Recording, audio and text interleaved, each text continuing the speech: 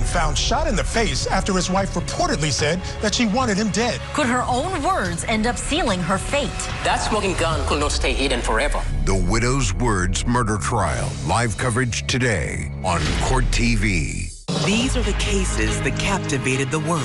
Couldn't keep my life straight. They were killed by their own children. That challenged the legal system and ourselves. Court TV, Legendary Trials. Now for what's tipping the scales in the Widow's Words murder trial. Closing arguments expected today. No word yet if the defense will put on a case before that. The state resting Wednesday, but had several witnesses before that on the stand talking about firearms. He was moving, and his girlfriend, whatever he was moving in with, had a daycare in her house, so I'm assuming he didn't want him there. And is that what he told you? No, he never said that. He just said, "Can you hold these for me?" And that was it. How long did you have these guns? 6, 8 months, maybe. Okay. At some point during the time that you had possession of the 3 guns Houston Danker gave you, did you bring that fact up with Mr. Danker? Yes. And when you mentioned it, what was his response? Don't worry about it. Just keep holding on to him. And police found Ryan Cooper dead on a recliner chair at his home, shot twice in the face.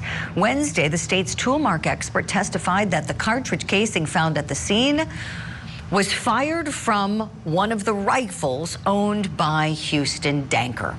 Prosecutors say that he acted with Karina Cooper because they were lovers to murder Ryan Cooper so that they could be together. The defense is alleging that Danker and Danker alone is responsible for the killing.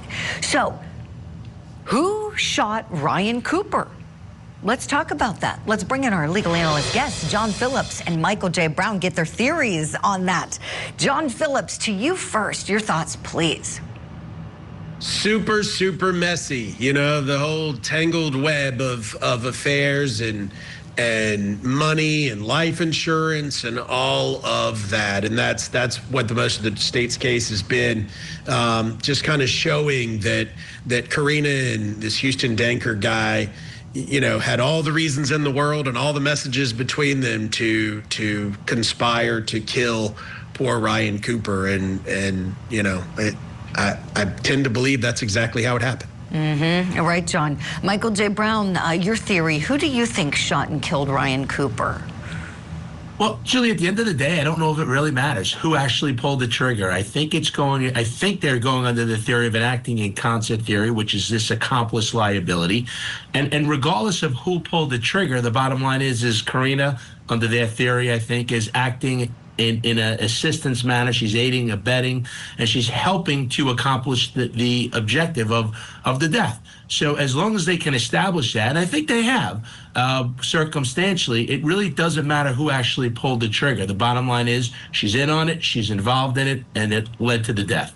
Michael, thank you for that. That was going to be my next question. I'm so glad you answered this for us. So let's kind of go into the law school professor mode. This is like going into criminal law, criminal procedure, class. So for anybody wondering, prosecutors, as you just said, don't need to firmly establish which one actually pulled the trigger. Michael, why is that? If they're able to establish the acting in concert theory, as you just laid out, why is it that legally it's not going to matter? So, Julie, it goes down to that mens rea. If I have the same intent as the bad guy, if we both have the same intention, we would both want to achieve the same act of killing my husband, and that's what we're looking to do. If I assist in some way, so mere presence is enough, but I have to assist. I have to set it up. I have to orchestrate it. I have to provide a weapon. Any of those things assist and encourage the act. I am equally as culpable as the actual guy who pulled the trigger, so to speak. Such a great explainer, Michael. Thank you for that. Let's continue, taking it a step further. John Phillips, so he talked about the mens rea, right? And so for this conspiracy, we've got to have the meeting of the minds. You touched on this a moment ago. There were things that this couple really wanted to happen here. Yeah, I mean, you just go back through the last couple of days of testimony, and I'm going to pull it up here, and just there's just so much talking about some of the financial support issues, Snapchat messages, taking him for everything. You know, that's it, right? Taking him for everything. You know, not just his money, not just the home, not just the kids, but his life. Yeah, you know, life insurance policies, they had to gain, so there's a money motive there. Like you said, they could be together. This was really, really bad. And, you know, when I think back, law enforcement at the scene, that 22 caliber rifle was not there in the house. They looked in the house. So either she shot him with it allegedly and then passed it off to Loverboy, or Loverboy was in the house and did it allegedly and ran out of the house, or an intruder came in and just did it for I don't know what reason. So that's what we're working with here on this one. If you have a theory at home, share it with us. I'm being told we're out of time. And Michael J. Brown and John Phillips have cases they've got to win. We got to let them get to court.